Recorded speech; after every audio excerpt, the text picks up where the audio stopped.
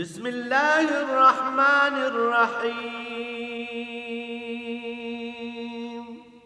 الرحمن علم القرآن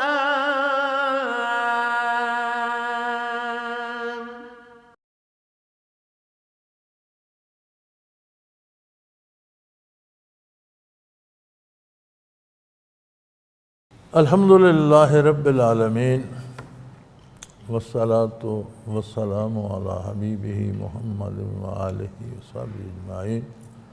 اعوذ باللہ من الشیطان الرجیم، بسم اللہ الرحمن الرحیم۔ وَإِذْ أَخَذْنَا مِنَ النَّبِيِّينَ مِيثَاقَهُمْ وَمِنْكَ وَمِنْ نُوحٍ وَإِبْرَاهِيمَ وَمُوسَىٰ وَعِيسَىٰ ابْنَ مَرْيَمَ وَأَخَذْنَا مِنْهُمْ مِيثَاقًا غَلِيظًا لِيَسْأَلَ الصَّادِقِينَ عَنْ صِدْقِهِمْ وَيَعْتَدِّ لِلْكَافِرِينَ عَذَابًا أَلِيمًا۔ يَا أَيُّهَا الَّذِينَ آمَنُوا اذْكُرُوا نِعْمَةَ اللَّهِ عَلَيْكُمْ إِذْ جَاءَتْكُمْ جُنُودٌ فَأَرْسَلْنَا عَلَيْهِمْ رِيحًا وَجُنُودًا لَمْ تَرَوْهَا وَكَانَ اللَّهُ بِمَا تَعْمَلُونَ بَصِيرًا۔ إِذْ جَاءُوكُم مِّن فَوْقِكُمْ وَمِنْ أَسْفَلَ مِنكُمْ وَإِذْ زَاغَتِ الْأَبْصَارُ وَبَلَغَتِ الْقُلُوبُ الْحَنَاجِرَ وَتَظُنُّونَ بِاللَّهِ ظُنُونًا هُنَالِكَ ابْتُلِيَ الْمُؤْمِنُونَ وَزُلْزِلُوا زِلْزَالًا شَدِيدًا وَإِذْ يَقُولُ الْمُنَافِقُونَ وَالَّذِينَ فِي قُلُوبِهِم مَّرَضٌ مَّا وَعَدَنَا اللَّهُ وَرَسُولُهُ إِلَّا غُرُورًا وَإِذْ قَالَتْ طَائِفَةٌ مِّنْهُمْ يَا أَهْلَ يَثْرِبَ لَا مُقَامَ لَكُمْ فَارْجِعُوا وَيَسْتَأْذِنُ فَرِيقٌ مِّنْهُمُ النَّبِيَّ وَيَقُولُونَ بُيُوتُنَا عَوْرَةٌ وَمَا هِيَ بِعَوْرَةٍ إِن يُرِيدُونَ إِلَّا فِرَارًا۔ اللهم سبحانك لا علم لنا إلا ما علمتنا إنك أنت العليم الحكيم۔ مولاي صل وسلم دائما أبدا على حبيبك خير الخلق كلهم۔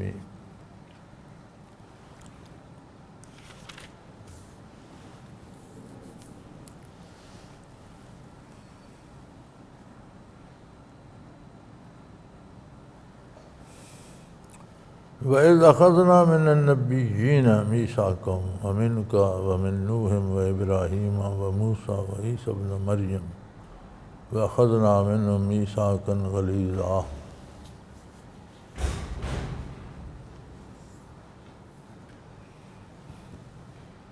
انبیاء علیہم السلام کی تعداد مفسرین کے مطابق 1,24,000 بیان کی جاتی ہے، جسے پھر حتمی اور یقینی قرار نہیں دیا جاتا کہ کمی بیشی ہو سکتی ہے، چونکہ سب انبیاء کا ذکر خیر قرآن کریم میں آیا نہیں۔ ان 1,24,000 میں 313 رسول اور مرسل ہیں۔ رسول نبی بھی ہوتا ہے، اور رسول اسے اس لیے کہا جاتا ہے کہ اس پر نئی شریعت یا کتاب نازل ہوتی ہے۔ ان مرسلین میں 5 اولي العزم ہیں۔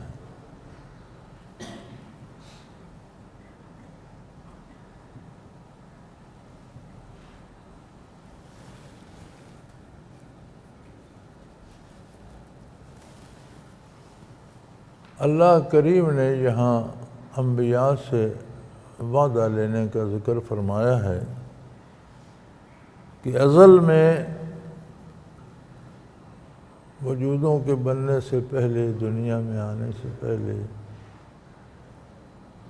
کائنات کی آبادی سے پہلے اللہ کریم نے تمام انبیاء سے عہد لیا۔ وَإِذْ أَخَذْنَا مِنَ النَّبِيِّينَ مِيثَاقَهُمْ، تمام انبیاء سے، جتنے نبی مبعوث ہونے والے تھے۔ وہ عہد کیا تھا؟ بنیادی بات یہ تھی کہ دنیا میں تم وہی کرو گے جو اللہ کی طرف سے ارشاد ہوگا، اور وحی الہی کے خلاف کچھ نہیں کرو گے، کچھ نہیں سوچو گے، کوئی ارادہ نہیں کرو گے، کوئی کام نہیں کرو گے۔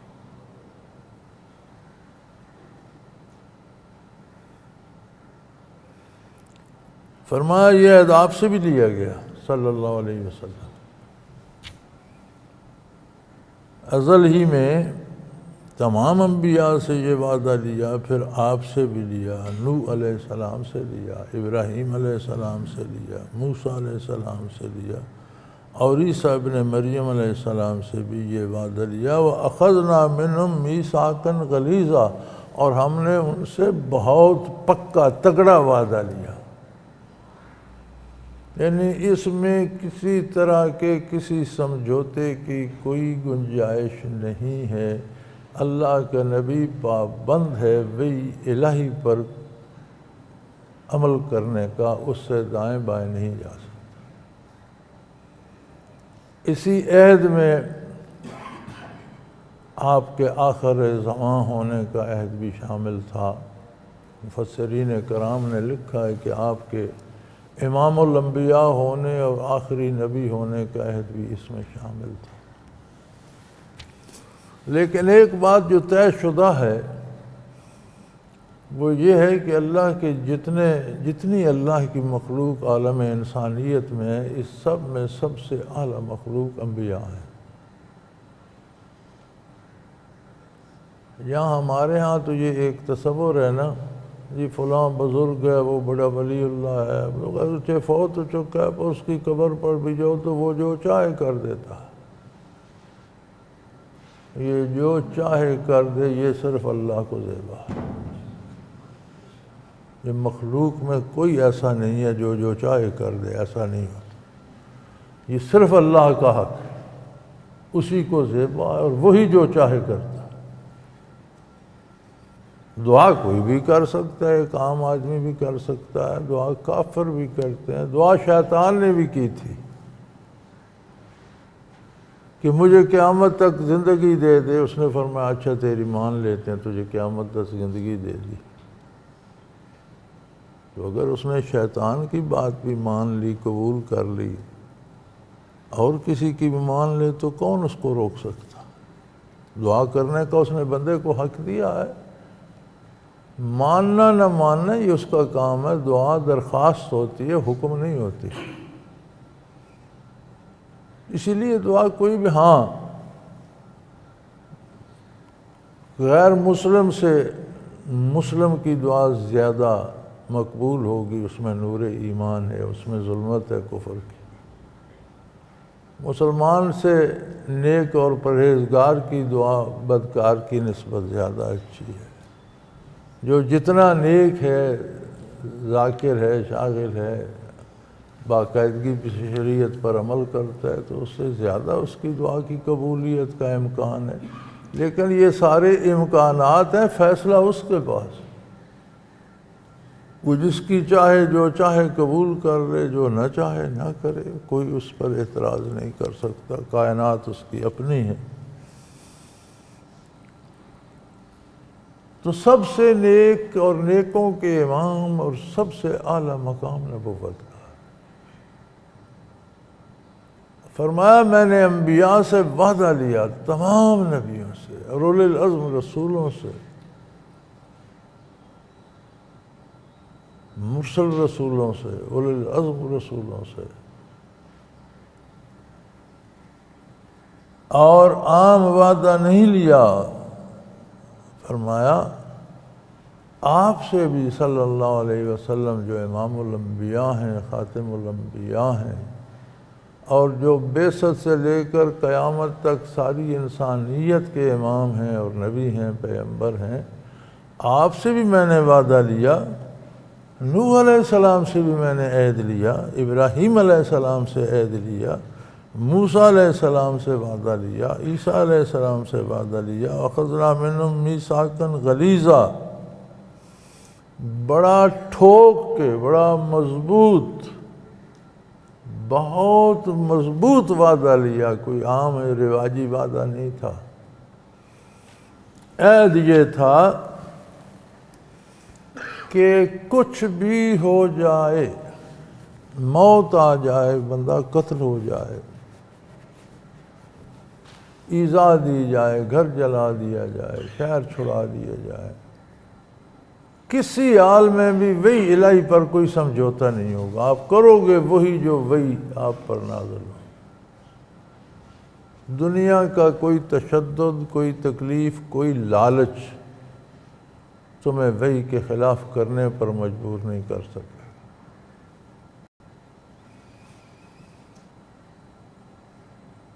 یسأل الصادقین عن صدقہم وأعد للکافرین عذابا علیما، جنہوں نے اپنے وعدے سچ کیے اور جنہوں نے سچ پر زندگی گزاری، ان سے ان کے سچ کی پرسچ بھی ہوگی۔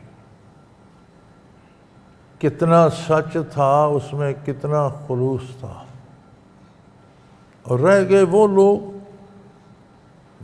جو ایمان ہی نہیں لائے، ان کی بات ہی الگ ہے۔ فرمایا وَأَعَدَّ لِلْكَافِرِينَ عَذَابًا عَلِيمًا، کافروں کو چھوڑ دیں آپ، ان کے لیے ان کی جگہ الگ ہے جس میں بڑے دردناک عذاب ہے۔ تو پتہ چلا کہ نبی پر، وحی الہی پر عمل کرنا واجب ہے، فرض ہے، اس کے علاوہ کوئی راستہ نہیں ہے نبی اور رسول کے لیے کہ کوئی اور کام کرے۔ ہر نبی کی امت پر، نبی پر آنے والی وحی پر عمل کرنا اسی طرح ضروری ہے جس طرح نبی پر لازمی ہے کہ وہ وحی پر عمل کرے۔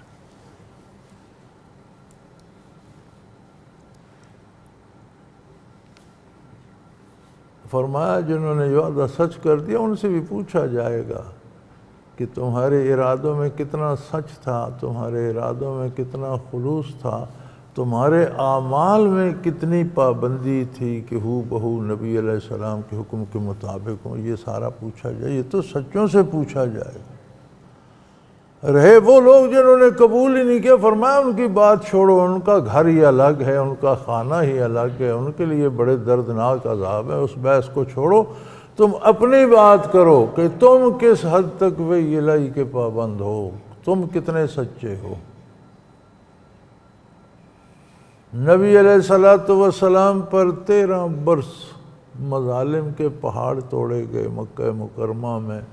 جو ایمان قبول کرتا تھا گویا وہ اپنی موت کو دعوت دیتا تھا۔ 3 سال شیب ابی طالب میں، جو مکہ کے ساتھ ایک گھاٹی ہے، مسلمان حضور سمیت وہاں رہے، شہر سے نکال دیے گئے، اور پورے شہر نے معاہدہ کر لیا کہ کوئی پانی کا گھونٹ، کوئی غلے کا دانہ، کوئی ان سے بات بھی نہیں کرے گا، کوئی چیز ان کو بیچے گا نہیں، کوئی چیز ان سے خریدے گا نہیں، کوئی انہیں دے گا نہیں۔ 3 برس اللہ ہی جانے کہ اللہ کے ان عظیم بندوں نے وہ 3 برس کس طرح کاٹے۔ حضرت خدیجہ الکبریٰ رضی اللہ تعالی عنہا کی صحت خراب ہو گئی، اور اسی خرابی صحت میں ان کا وصال ہوا۔ ابو طالب کی صحت خراب ہوئی جو حضور کے چچا تھے، اور اسی صحت خرابی میں ان کا بھی انتقال ہوا۔ باقی لوگوں کی بھی کوئی حالت نہیں رہی تھی، کوئی بات بڑی مشکل نہیں تھی، کافروں کا کوئی بڑا مطالبہ نہیں تھا کہ آپ اللہ کو ماننا چھوڑ دو، آپ نمازیں پڑھنا، ایسی کوئی بات نہیں تھی۔ مطالبہ کافروں کا یہ تھا کہ آپ اپنے اللہ کو مانو، آپ اپنی نمازیں پڑھو، جو مرضی ہے کرو، ہمارے بتوں کو جھوٹا کہنا چھوڑ دو، ان سے تمہارا کیا تعلق؟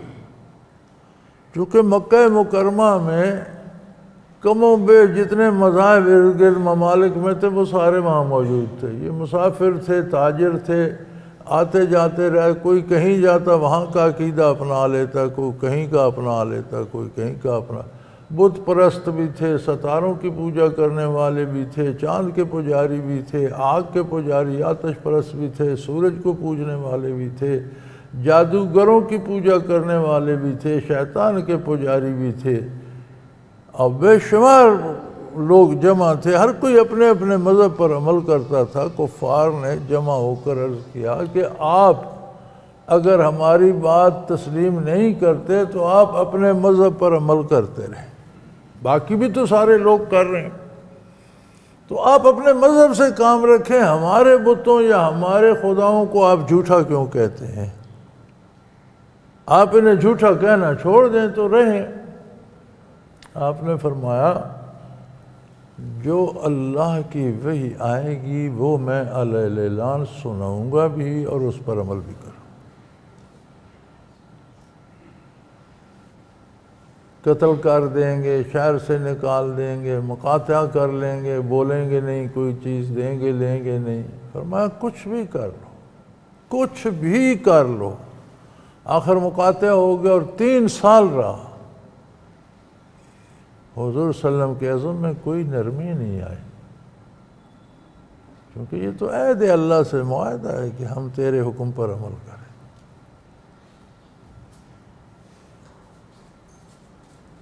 شاید ہم اس کیفیت کو نہ سمجھ سکیں جو ان پر بھی تھی، اس لیے کہ ہم تو روٹی کے ایک ٹکڑے کے لیے بک جاتے ہیں۔ ہماری مسلمانی کو بھی کوئی حرج نہیں ہوتا، نمازیں بھی ہم پڑھتے رہتے ہیں، روزے بھی رکھتے رہتے ہیں، چند ٹکوں کے بس دم ملاتے ہوئے لوگوں کافروں کے پیچھے پھرتے ہیں۔ وہ جی کیا کریں، معیشت نہیں چلتی۔ وہاں کون سی معیشت چل رہی تھی؟ شیب ابی طالب میں معیشت کا کیا حال تھا؟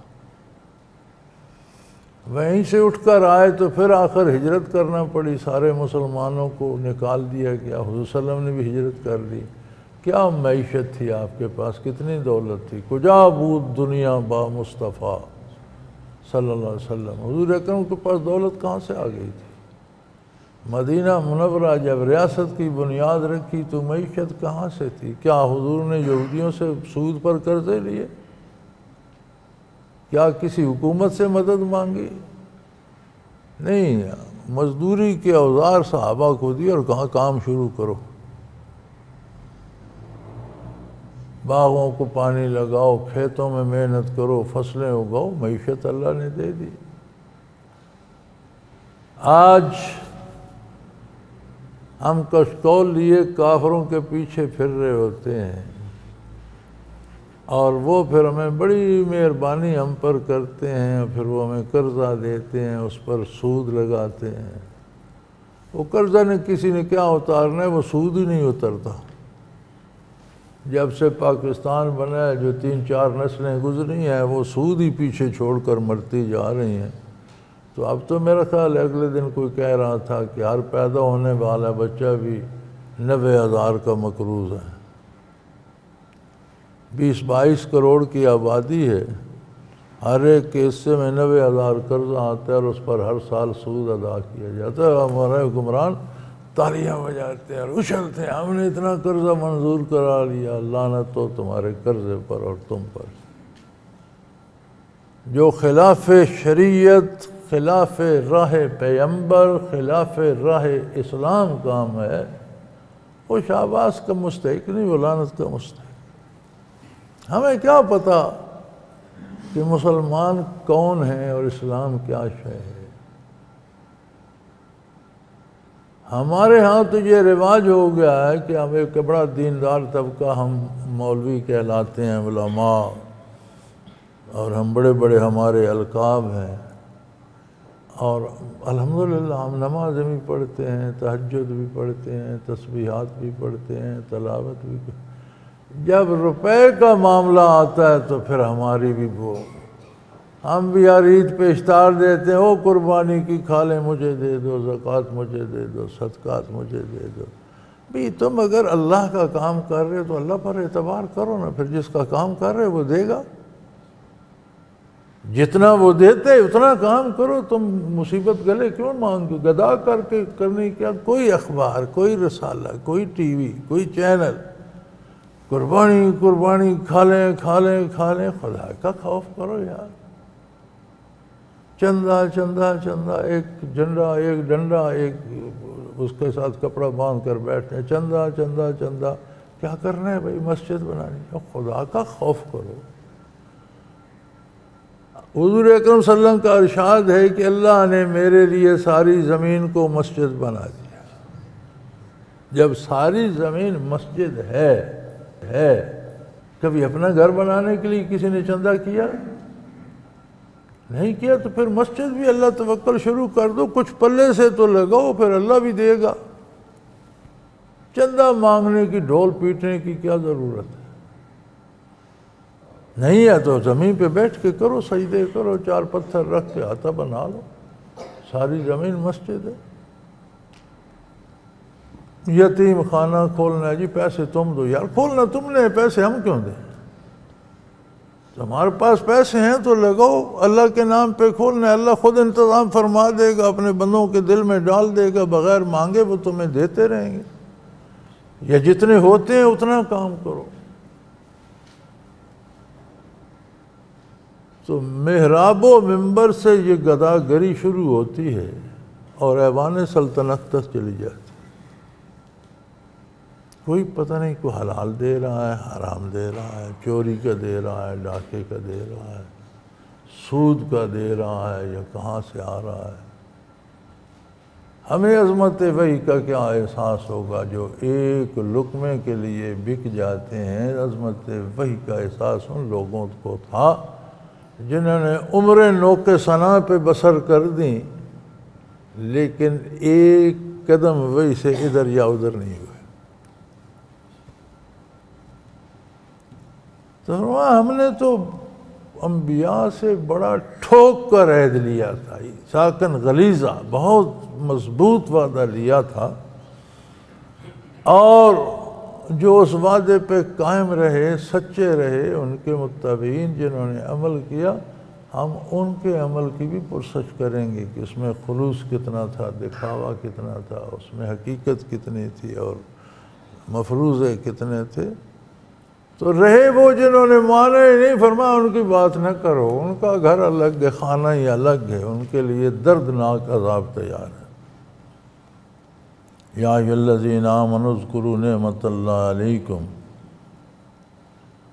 وہ لوگوں جنہیں نور ایمان نصیب ہوئے، کم از کم تم تو اللہ کے انعامات کو یاد رکھو۔ کافر نے تو اللہ کی عظمت کو ہی نہیں مانا، اس کی ربوبیت کو ہی نہیں مانا، اس کے عطا کو مانا ہی نہیں، اس کا حساب الگ ہے، ہم اس سے نبٹ لیں گے۔ تم نے جب مان لیا، اللہ کو وحدہ لا شریک مان لیا، اپنا رازق، خالق، مالک مان لیا، تو پھر تمہیں تو احساس ہونا چاہیے کہ اللہ کے تم پر کتنے احسانات۔ تم گن نہیں سکتے کہ ہر لمحے کتنی نعمتیں استعمال کرتے۔ تمہاری پیدائش، تمہارا وجود، تمہارا رزق، تمہاری اولادیں، تمہارا مال، تمہارے گھر، تمہاری قوم، ملک، سلطنت، یہ ساری نعمتیں اس کی طرف سے ہیں جنہیں تم شمار نہیں کر سکتے۔ تو تمہیں تو ان کو یاد رکھنا چاہیے کہ میرے مالک کے مجھ پہ بہت احسان ہیں۔ اور پھر یہی دیکھ لو، یہ غزوہ خندق کی بات ہو رہی ہے اس سورہ میں، تو فرمایا جاءتکم جنود فارسلنا علیہم ریحا وجنودا لم تروها وکان اللہ بما تعملون بصیرا۔ جب کفار کے لشکر چڑھ دوڑے تھے اور مختلف قبائل کے کم و بیش 15,000 کا لشکر تھا جو سارے جنگجو تھے، تربیت یافتہ فوجی تھے، لڑنے والے لوگ تھے 15,000، اور چھوٹا سا شہر تھا مدینہ منورہ۔ آج کل جو مسجد نبوی ہے، جو حضور کے عہد کا شہر تھا مدینہ، اس سے زیادہ پھیل گئی ہے، وہ سارا شہر اندر آ کر اس سے باہر کی جگہیں بھی آ گئی۔ ہم نے دیکھا تھا مدینہ منورہ کی آبادی سے الگ ایک محلہ ہوتا تھا، جب شروع میں جب ہم نے دیکھا تو آبادی کے ساتھ مل گیا تھا۔ وہاں شہر کا قبرستان تھا، جس طرح عموماً شہروں کے باہر قبرستان ہوتے ہیں، اور اس قبرستان میں حضور اکرم صلی اللہ علیہ وسلم کے والد گرامی کی قبر مبارک بھی تھی۔ پھر ترکوں نے اس پر بڑا عظیم الشان مقبرہ بنا دیا، اس کے چاروں طرف رہائشی کمرے اور دفتر بنے ہوئے تھے، بڑے بڑے گیٹ لگے ہوئے تھے، اور درمیان میں مزار مبارک کا بنا ہوا تھا ایک روضہ سا۔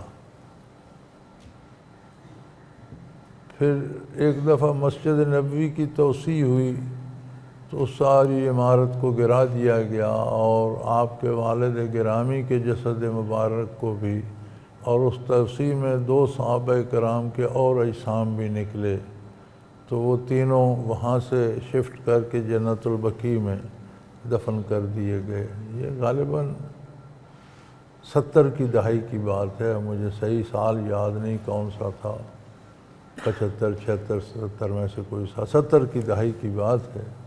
تر و تازہ وجود نکلے تھے جو جنت البقیع میں دفن کر دیے گئے، اور مسجد وہاں تک، یعنی جو حضور کے عہد میں مدینہ النبی تھا اس سے باہر جو قبرستان تھا وہ 70 کی دہائی میں مسجد کے اندر آ گیا تھا،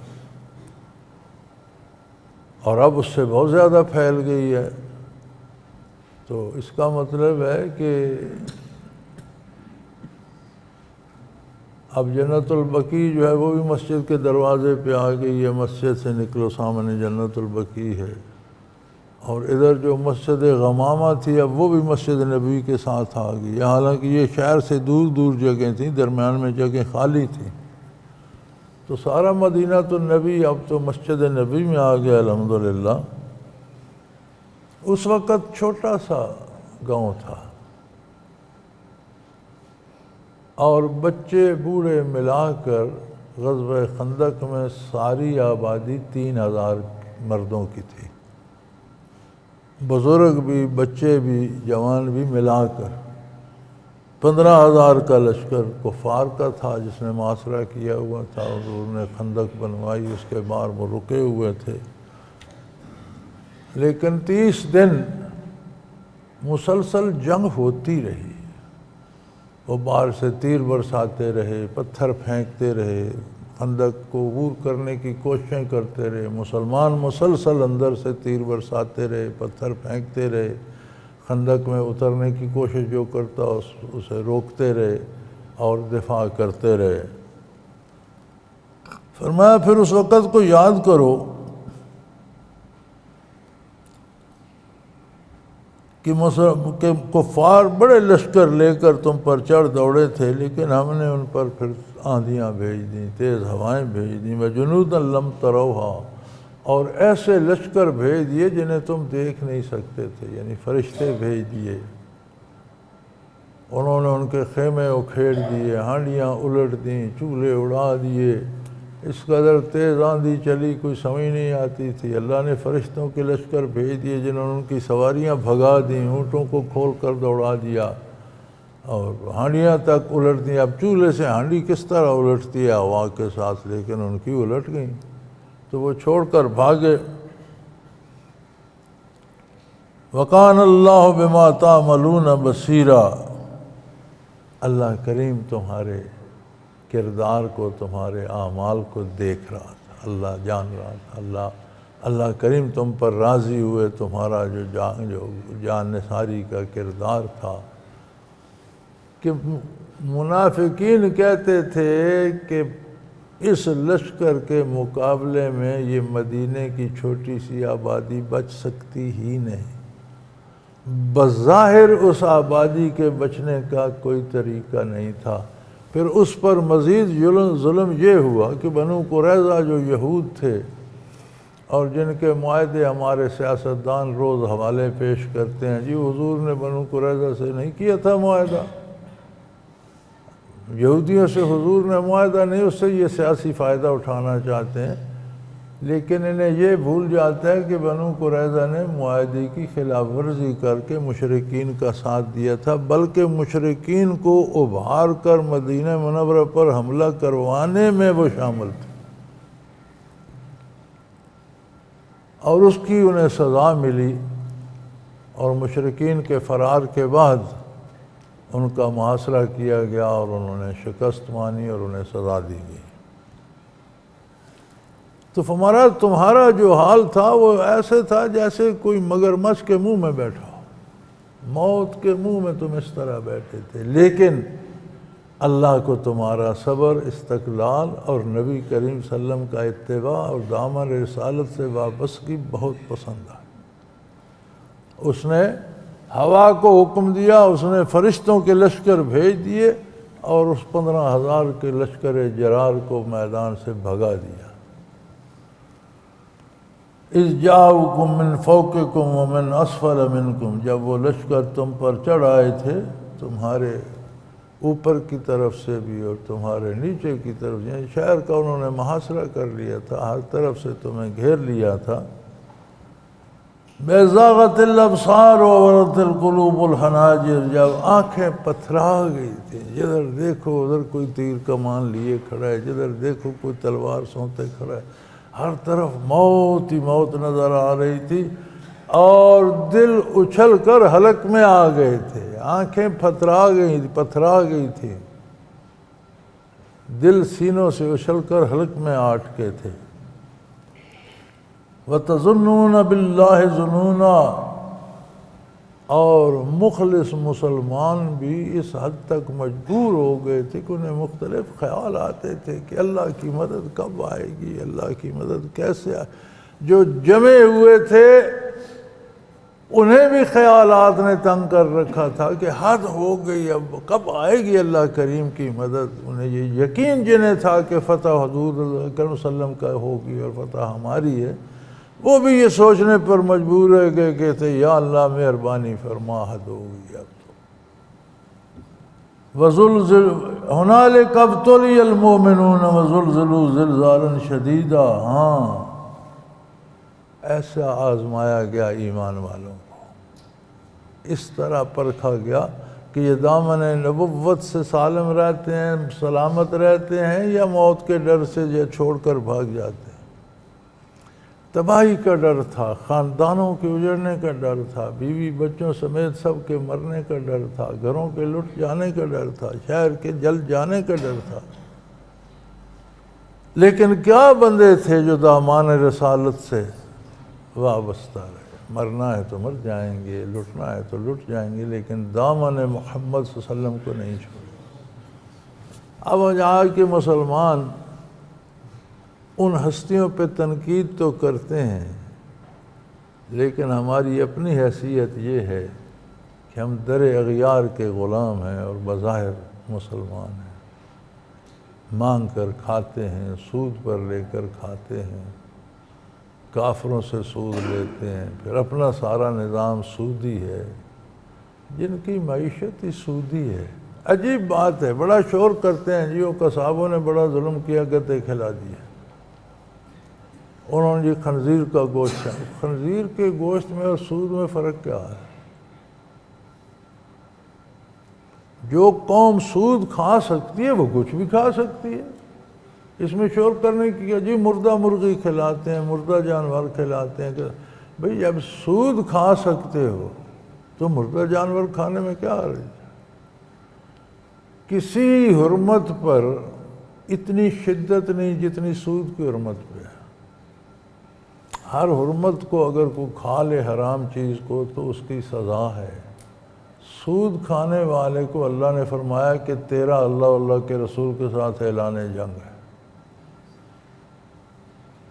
اچھا ہم عجیب لوگ ہیں، ہم سود بھی کھاتے ہیں اور کہتے ہیں یار زندگی میں سکون نہیں ہے، تکلیفیں بہت ہیں۔ بھئی اللہ اللہ رسول سے تو اعلان جنگ کر رکھا ہے، سکھ کہاں سے آئے گا؟ جس کسی نے اللہ اور اس کے رسول کے ساتھ جس نے اعلان جنگ کر رکھا ہے، وہ آرام اور سکھ اور سکون کہاں سے تلاش کرتا ہے؟ بھائی جنگوں میں تو سکون نہیں ہوتے، پھر اپنے سے تکڑی ہستی سے جنگ ہو، پھر بندے کی اللہ سے جنگ ہو۔ بندہ اپنے سے تکڑا ہو تو وہ سا نہیں لینے دیتا، کہاں اللہ کریم اور ہر چیز پہ قادر ہے تو اس کے ساتھ۔ تو جو سود کھا لیتا ہے اس نے گدا کھا لیا تو کیا فرق پڑا؟ جو سود کھاتے ہیں انہوں نے مردہ جانور کھا لیا، مردہ مرغی کھا لی تو کیا فرق پڑا؟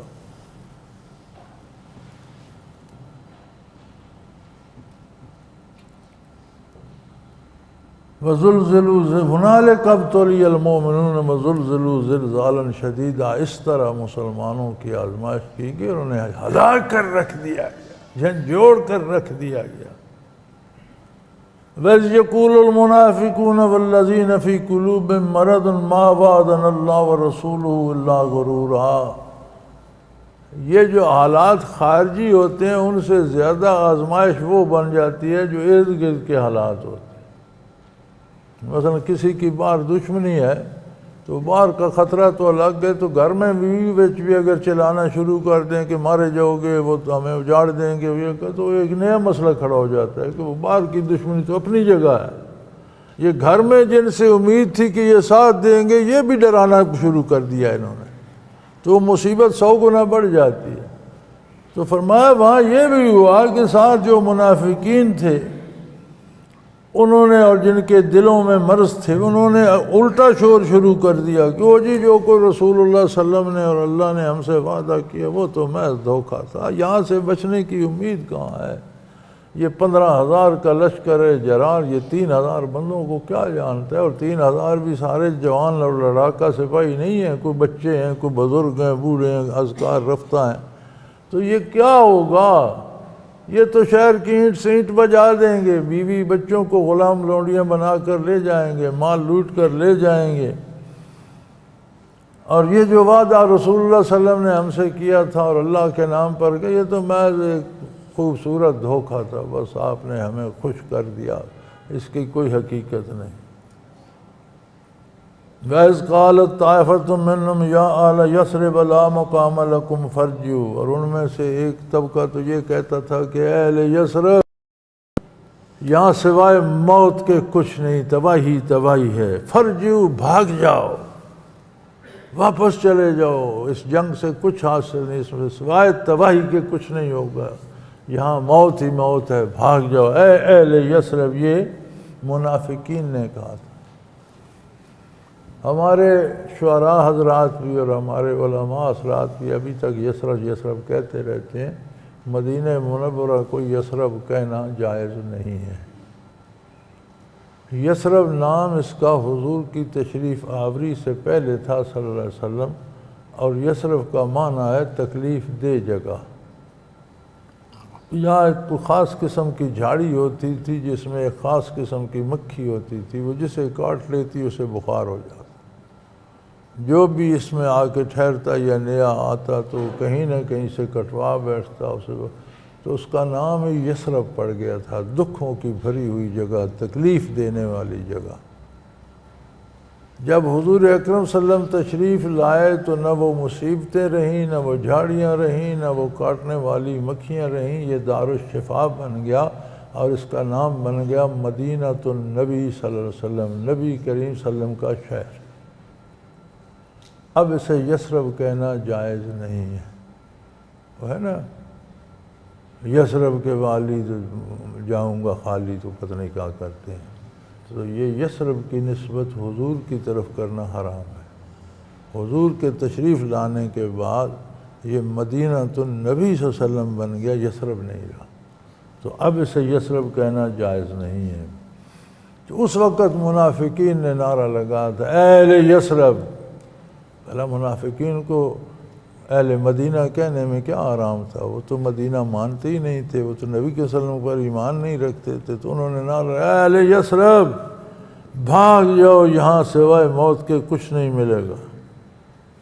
جو ذرا ان میں زیادہ ہوشیار تھے، یستاذن فریق منہم النبی یقولون ان بیوتنا عورہ، کچھ جو زیادہ سمجھدار تھے وہ نبی صلی اللہ علیہ وسلم کے گرد جمع ہو گئے، جی ہمیں اجازت دیں ہم واپس جائیں، ہمارے گھر جو ہیں وہ بغیر کسی حفاظت کے ہیں، ہم گھروں کی حفاظت کریں، ہمارے گھر جو ہیں کھلے پڑے ہیں، بچے بیویاں ہیں، کوئی حفاظت والا نہیں۔ بھائی حفاظت گھروں کی کب کرو گے؟ اگر یہ لشکر خندق عبور کر کے شہر میں گھس آیا تو تم گھروں کی حفاظت کیا کرو گے؟ حفاظت گھر کی تو یہی ہونی ہے جہاں سے لشکر آ رہا ہے، اسے شکست دو، اسے واپس لٹو، اور اگر یہاں شکست ہو گئی اور یہ گھس آیا گاؤں شہر میں تو پھر کس کا گھر بچے گا؟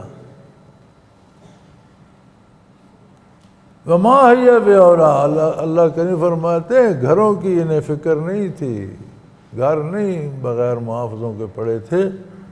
ان یریدون الا فرارا، یہ بھی صرف جنگ سے بھاگنا چاہ رہے تھے، انہوں نے ذرا بات بنا لی، وہ ایک نے تو سیدھا کہا کہ بھاگ جاؤ، یہاں موت کے سوا کچھ نہیں، انہوں نے کہا یار کچھ ہیلا کریں، مسلمانی کا بھرم بھی رہے اور جنگ سے ہی بچ جائیں، جی ہمارے گھر جو ہیں وہ غیر محفوظ ہیں، ہمیں اجازت دیجیے۔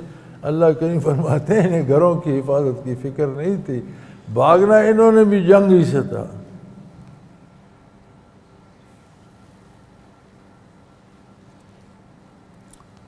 وَلَوْ دُخِلَتْ عَلَيْهِمْ مِنْ أَقْطَارِهَا ثُمَّ سُئِلُوا الْفِتْنَةَ لَأَتَوْهَا مَا تَلَبَّثُوا بِهَا إِلَّا يَسِيرًا۔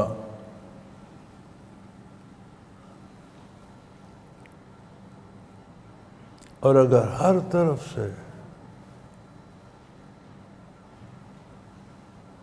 لشکر گھس آئے اور واقعی شہر فتح ہو جائے تو ان کا کیا ہے؟ یہ تو شاید ان کے ساتھ مل کر جنگ شروع کر دیں گے۔ جو منافقین ہیں ان کا تو کوئی اصول نہیں ہے، انہیں تو جہاں کچھ ملتا نظر آیا اس طرف بھاگ جائیں گے۔ لو دخلت علیہم من اقطارہا ثم سئلوا الفتنۃ، اگر شہر میں اطراف سے لوگ آ گھسیں اور پھر انہیں جنگ کے لیے کہا جائے تو فوراً کہ یہ ان کے ساتھ مل کر جنگ کرنا شروع کر دیں۔ جو یہاں میدان سے بھاگ رہے ہیں، اگر خدا نخواستہ کافروں کے لشکر آپ کا حصار توڑ کر اور اسلامی لشکر کو توڑ کر درمیان سے نکل کر شہر میں گھس جائیں تو پھر یہ ان کے حمایتی بن جائیں گے۔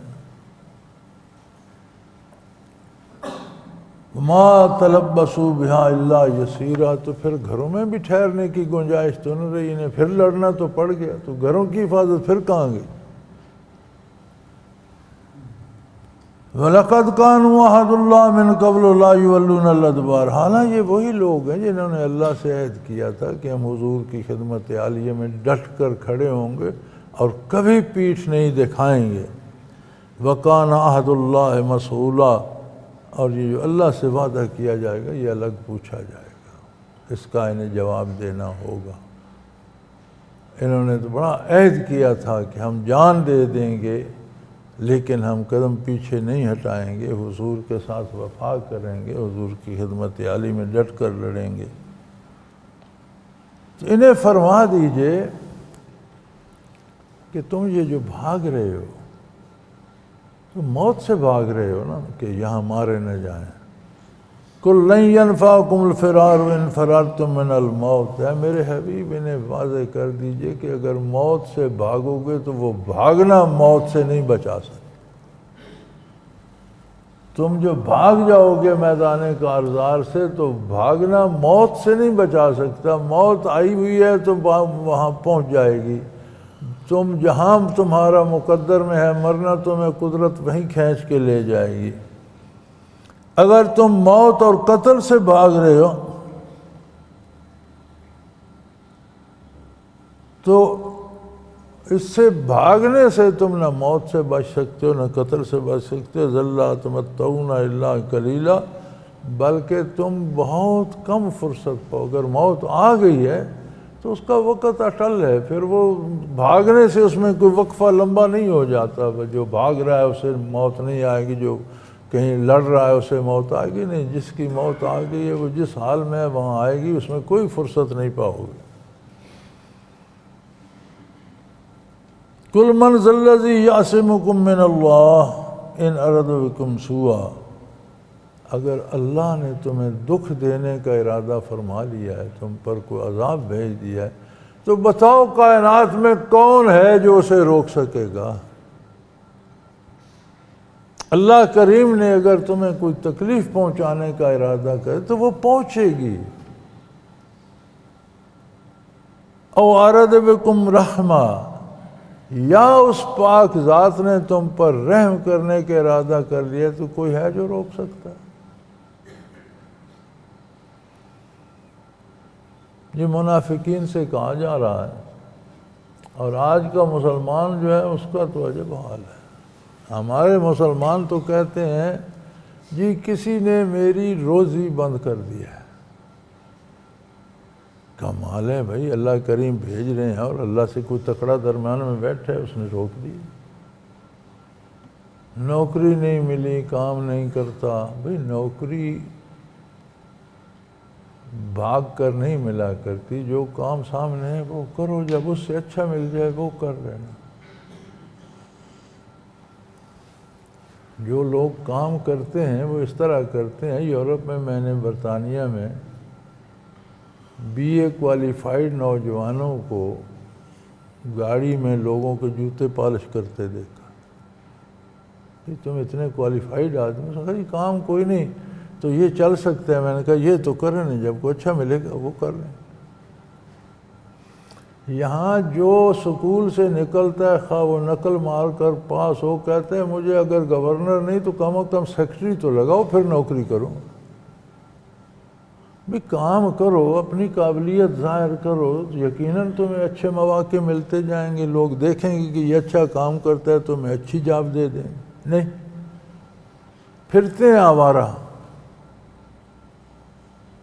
اپنے آپ پر بوجھ بنے ہوئے ہیں، گھر والوں پر بوجھ بنے ہوئے ہیں، والدین پر بوجھ بنے ہوئے ہیں، معاشرے پر بوجھ بنے ہوئے ہیں۔ آوارگی ہے، موٹر سائیکل دوڑا رہے ہیں ایک ایک پہیے پر، کبھی اپنی ٹانگیں توڑا رہے ہیں، کبھی دوسروں کی توڑ رہے ہیں، کام نہیں کرنا۔ کیوں باجی وہ نوکری مجھے ملے نا یار، جو ملتا ہے وہ تو کرو۔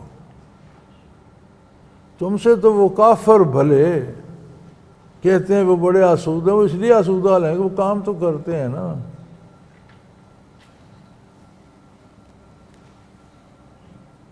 دوسرا آئے گا جی وہ میری اولاد کسی نے روک دیا، لو جی سارا کام میں چوڑ ہو گیا۔ اللہ اور بندہ پیدا کرنا چاہتا، جادوگر کرن نہیں دیں دے۔ یہ کون سی مسلمانی ہے، کس اسلام کا عقیدہ ہے؟ کوئی جادوگر کسی مرتے ہوئے کو مرنے سے روک سکتا ہے تو پیدا ہونے والے کو کیسے روک سکتا ہے؟ یہ ہمارے عقیدے قابل اصلاح ہے۔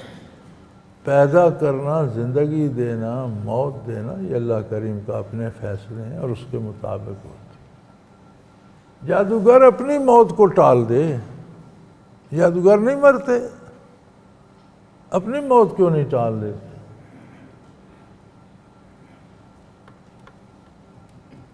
تو ہمیں عقائد کے معاملے میں اپنے اصلاح کی بڑی ضرورت ہے۔ اکثریت اس میں مبتلا ہے، اور خواتین کی تو بیشتر آبادی ان اوہام میں مبتلا ہے۔ اور اس کے ساتھ ساتھ پھر آج کل چونکہ اقتدار بھی خواتین کی طرف چلا گیا ہے، مرد تو اب ٹوٹل ہی رہ گئے ہیں۔ ہر شعبے میں لیڈ تو خواتین ہی کر رہی ہیں، اب فوج ہو، سول ہو، عدالتیں ہوں، فوج، آرمی، ایئر فورس ہو، جہاز بھی وہی اڑا رہی ہیں، کرکٹ بھی وہی کھیل رہی ہیں، اور تھانے بھی وہی چلا رہی ہیں۔ تو اب بندہ تو ٹوٹل کا ہی رہ گیا۔ تو یہ خواتین کا دور ہے، تو خواتین خود اس مصیبت میں مبتلا ہیں، تو ماتحت عملت تو پھر سارے ہی مبتلا ہوگا۔ مرد تو اب گھر کے خادم ہی ہیں، اللہ ان کی خدمت قبول فرمائے۔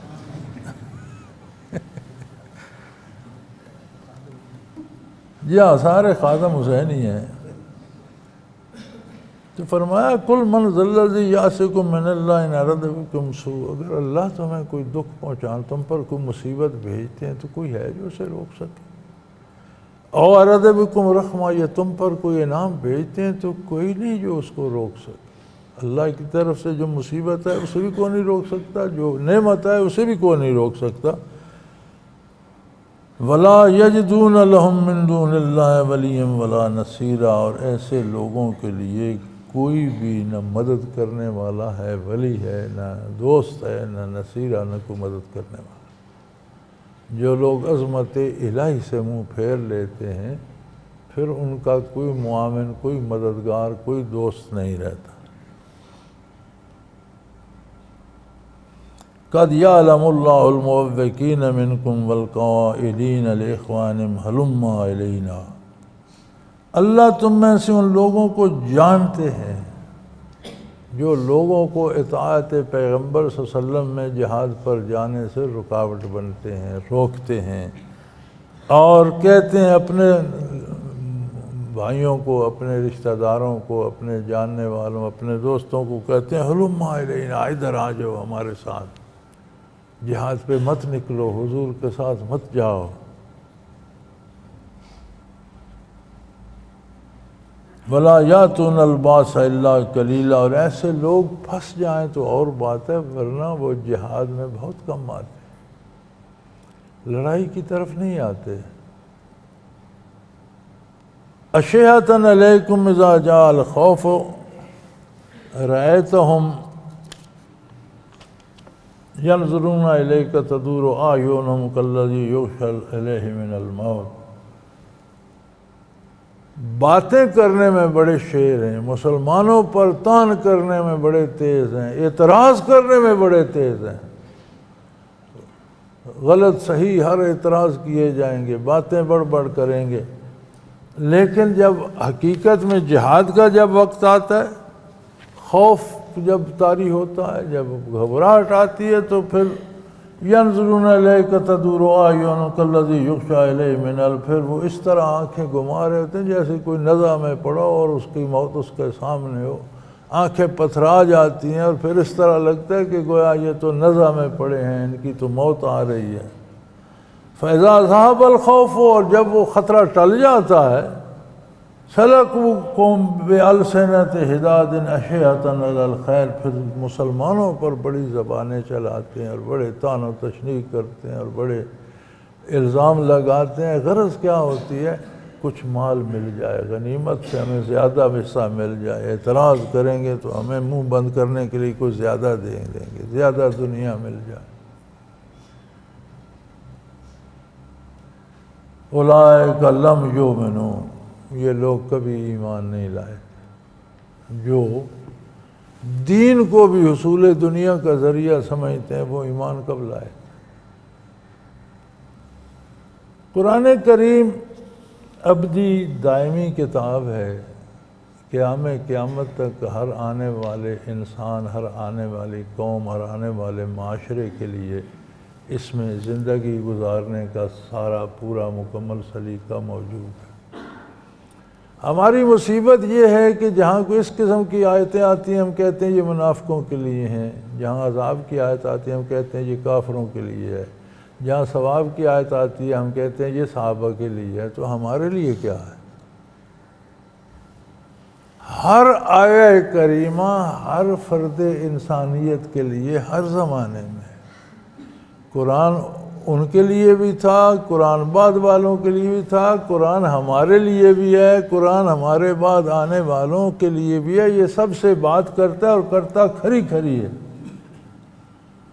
فرماتا ہے جب فرصت ملتی ہے تو اللہ کے بندوں پر طعنے کرتے ہیں اور لالچ میں کرتے ہیں، اعتراض کرتے ہیں، ویسے تقسیم نہیں ہوا غنیمت، یہ نہیں ہوا، وہ نہیں ہوا۔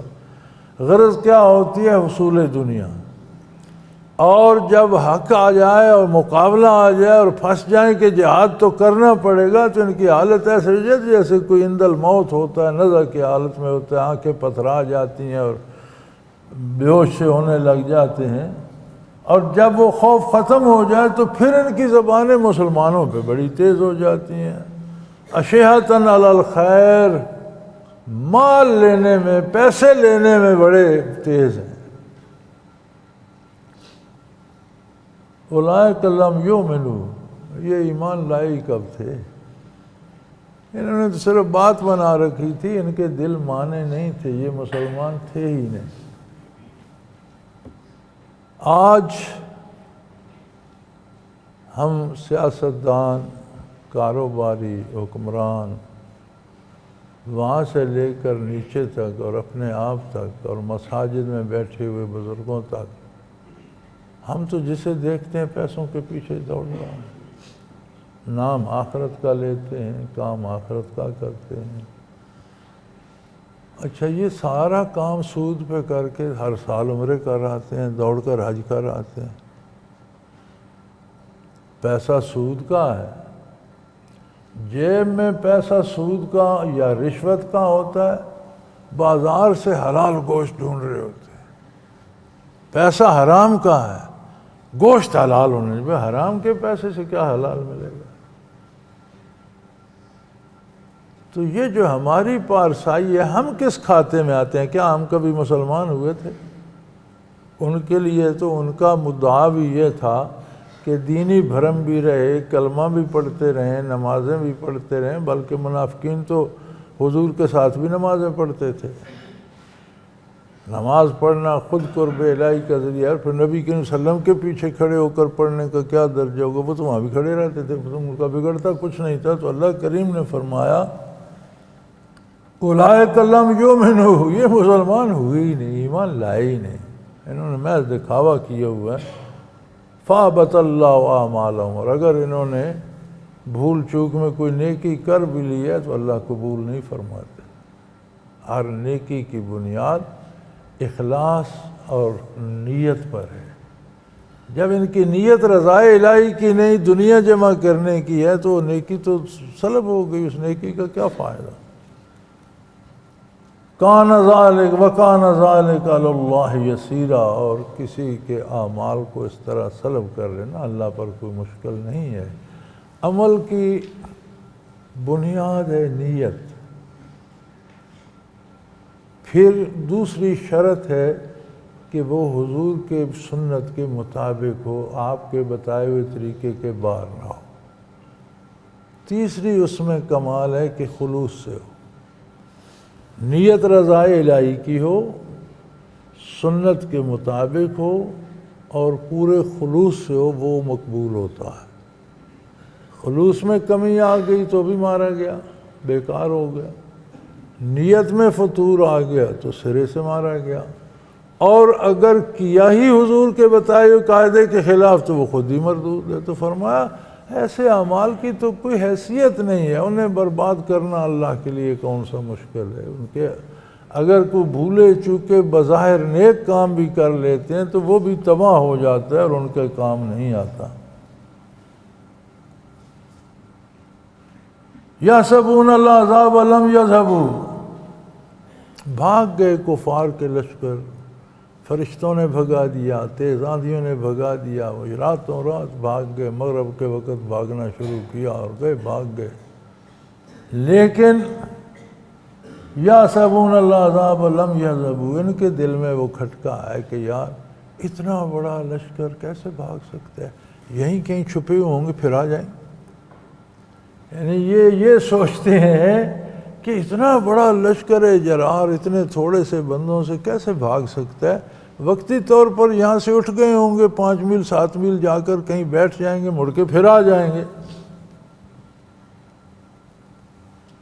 اور اگر وہ پلٹ کر حملہ کر دیں تو اے میرے حبیب، ان کے دل میں پتہ ہی کیا ہے؟ اللہ کریم فرماتے ہیں میں ان کے دلوں کو بھی جانتا ہوں۔ یہ چاہتے یہ ہیں کہ اگر وہ لشکر پلٹ کر حملہ آور ہو جائے تو کاش یہ دور صحرا میں اور دیہات میں ہوتے، آپ کے ساتھ مدینہ منورہ میں نہ ہوتے۔ ما قاتلوا الا قلیلا، اور اگر پھنس جائیں تو مجبوراً کوئی کرنا پڑے، ورنہ جنگ کے قریب نہیں جاتے۔ اب جو مجبوراً بھاگنے کے لیے بھی راستہ بنانا پڑے تو کسی کو تلوار تو دکھانا پڑتی ہے، اس کے علاوہ یہ جنگ کے قریب نہیں جاتے۔ اور یہ چاہتے ہیں کہ ہم باہر دیہات میں ہوتے، ان کے ساتھ نہ ہوتے، ہم جنگ میں نہ پھنستے، وہیں ان کی خبریں لوگوں سے پوچھا کرتے کہ مسلمانوں کے ساتھ کیا ہوا۔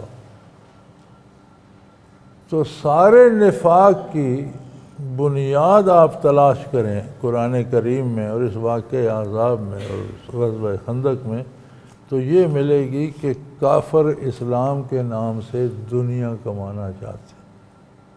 منافق وہ ہے جو دین کے نام سے دنیا کمانا چاہتا ہے، وہ منافق۔ تو ہم تو ترس گئے ہیں کہ کوئی بندہ ایسا ملے جس کی غرض صرف دین ہو۔ اکثریت لوگوں کی جو آتی ہے ان کا مقصد دنیا ہوتی ہے، نام دین ہوتا ہے۔ مجھے اپنی فکر کرنی چاہیے، آپ کو اپنی، لوگوں کی فکر سے پہلے اپنی اپنی فکر میرے سمیت ہم سب کریں کہ کیا میں واقعی جو محنت کر رہا ہوں یہ اللہ کی رضا کے لیے ہے یا دنیاوی فائدے کے لیے؟ لوگ میرے گھٹنوں کو ہاتھ لگائیں، لوگ میرے ہاتھ چومیں، میں آؤں تو اٹھ کر کھڑے ہو جائیں، مجھے بڑا حضرت جی کہیں، اگر یہ غرض ہے تو پھر یہ سارے اعمال بیکار ہیں، یہ تو منافقت ہے۔ اسی طرح ہر بندہ اپنا اندازہ لگائے کہ میں جو کچھ کر رہا ہوں میرا مقصد کیا ہے۔ مقصد ہونا چاہیے رضائے الہی، طریقہ ہونا چاہیے جو رسول اللہ صلی اللہ علیہ وسلم نے بتایا، اور خلوص اللہ دے تو پورا قلبی خلوص ساتھ ہونا چاہیے۔ وآخر دعوانا ان الحمدللہ رب العالمین۔ اللہ اللہ اللہ اللہ اللہ اللہ اللہ اللہ۔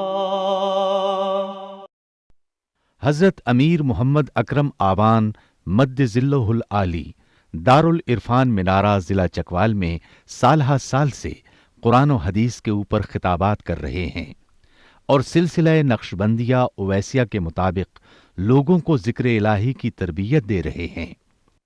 وہ قرآن پاک کی تفسیر ترتیب وار بیان کر رہے ہیں۔ تفسیر قرآن کو وہ موجودہ ملکی اور بین الاقوامی حالات کے مطابق بیان کرتے ہیں۔ موٹر وے سے کلر کہار کے انٹرچینج سے نکلتے ہوئے کلر کہار کی جھیل سے ہوتے ہوئے میانی، بوچھال اور نورپور سے گزرتے ہوئے دارالعرفان منارہ پہنچ سکتے ہیں۔ حضرت امیر محمد اکرم آوان نے بچیوں اور بچوں کی دینی اور دنیاوی تعلیم کے لیے سقارہ اکیڈمی کے نام سے ایک درسگاہ بھی قائم کی ہے، جس کا افتتاح ملک پاکستان کے صدر جنرل محمد ضیاء الحق نے اپنے دست مبارک سے کیا تھا۔ وہ تمام احباب جو اسلام کی طلب رکھتے ہیں ان سے گزارش ہے کہ دارالعرفان منارہ ضلع چکوال میں امیر محمد اکرم آوان صاحب کے خطابات سے مستفید ہوں۔ وہ ہر جمعے کو نماز سے پہلے بیان فرماتے ہیں۔ ہر ماہ کی پہلی اتوار کو ماہانہ اجتماع ہوتا ہے جس میں آپ خصوصی خطاب فرماتے ہیں اور پاکستان کے چاروں صوبوں سے احباب اس اجتماع میں شرکت کرتے ہیں۔ اس کے علاوہ یہاں سال میں 2 مرکزی اجتماعات بھی ہوتے ہیں، ایک رمضان المبارک میں اعتکاف کا اجتماع اور دوسرا جولائی اور اگست میں 40 دن کا اجتماع ہوتا ہے جس میں روحانی تربیت کی جاتی ہے۔ اپنا خون سیماب دے کر اتنا ہم کر جائیں گے، نام آقا کا چمن میں پھر رقم کر جائیں گے۔